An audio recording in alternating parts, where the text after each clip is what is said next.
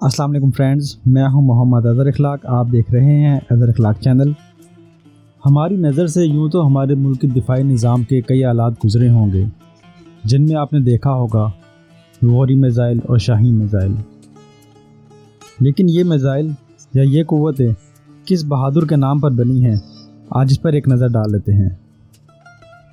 شہاب الدین غوری غوریہ کا دوسرا اور آخری حکمران تھا، جو 1202 عیسوی سے 1206 عیسوی تک سلطنت غوریہ کا حکمران رہا۔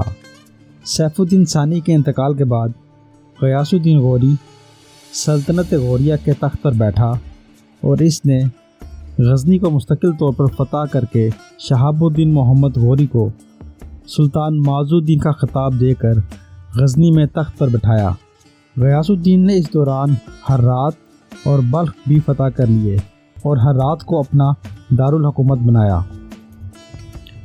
سلطان شہاب الدین غوری اگرچہ اپنے بھائی کا نائب تھا، لیکن اس نے غزنی میں ایک آزاد حکمران کی حیثیت سے حکومت کی اور پاکستان اور شمالی ہندوستان کو فتح کر کے تاریخ میں مستقل نام پیدا کر لیا۔ 598 ہجری میں اپنے بھائی کے انتقال کے بعد وہ پوری غوری سلطنت کا حکمران بن گیا۔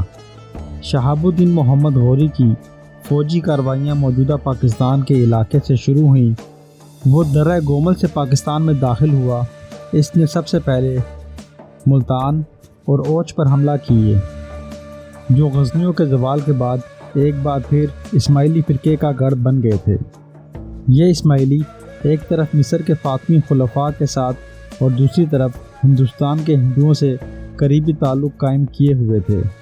غور کے حکمران عام مسلمانوں کی طرح عباسی خلافت کو تسلیم کرتے تھے اور اسماعیلیوں کی سرگرمیوں کو مسلمانوں کے مفادات کے خلاف سمجھتے تھے۔ محمد غوری نے 1175 عیسوی میں ملتان اور اوچ دونوں کو فتح کر لیا۔ اس کے بعد 1179 میں محمد غوری نے پشاور اور 1182 میں دیبل کو فتح کر کے غوری سلطنت کی حدود کو بحیرہ عرب کے ساحل تک بڑھا دیا۔ لاہور اس کے نواح کا علاقہ ابھی تک غزنوی خاندان کے قبضے میں تھا، جن کی حکومت غزنی پر جہاں-سوز کے حملے کے بعد لاہور منتقل ہو گئی تھی۔ شہاب الدین محمد غوری 1186 عیسوی میں لاہور پر قبضہ کر کے غزنوی خاندان کی حکومت کو بالکل ختم کر گیا۔ 1191 عیسوی میں پرتھوی راج سے پہلی جنگ میں شکست کے بعد شہاب الدین غوری کو اس کا اتنا رنج ہوا کہ 1 سال تک اس نے عیش و آرام کی زندگی نہیں گزاری۔ اس نے اپنے جرنیلوں سے بات چیت تک ترک کر دی۔ بعض جرنیلوں کو اس نے سخت سزائیں دیں۔ بالآخر اس نے تمام جرنیلوں کو تربیت یافتہ فوج تیار کرنے کا حکم دیا۔ جلد ہی اس کی ایک بڑی فوج تیار ہو گئی، جس کی تعداد 1,20,000 جمع کر لی۔ وہ اس فوج کو لے کر پچھلی شکست کا بدلہ لینے کے لیے دہلی کی طرف روانہ ہوا۔ ادھر سے پرتھوی راج نے بھی بھارت میں 250 راجاؤں کی مدد سے 3 لاکھ سے زائد فوج اکٹھا کر لی۔ دونوں جرنیلوں کی فوج ایک بار پھر ترائن یا تراوڑی کے میدان میں آمنے سامنے ہوئی۔ راجہ پرتھوی راج چوہان نے محمد غوری کو خط لکھا اور نصیحت کی کہ اپنے سپاہیوں کے حال پر رحم کھاؤ اور انہیں لے کر غزنی واپس چلے جاؤ، تمہارا پیچھا نہیں کریں گے۔ لیکن شہاب الدین غوری نے نہایت متانت سے جواب دیا کہ وہ اپنے بھائی کے حکم کے مطابق عمل کرتا ہے، اس کے حکم کے بغیر جنگ سے واپسی ممکن نہیں۔ اگلے دن دونوں افواج کا آمنا سامنا ہوا۔ جنگ سورج طلوع ہونے سے پہلے شروع ہوئی، جبکہ ظہر کے وقت تک ختم ہو گئی۔ شہاب الدین غوری کو فتح ہوئی اور پرتھوی راج کو شکست ہوئی۔ اس نے میدان جنگ سے بھاگ کر جان بچائی، مگر دریائے سرسوتی کے پاس سے گرفتار ہوا۔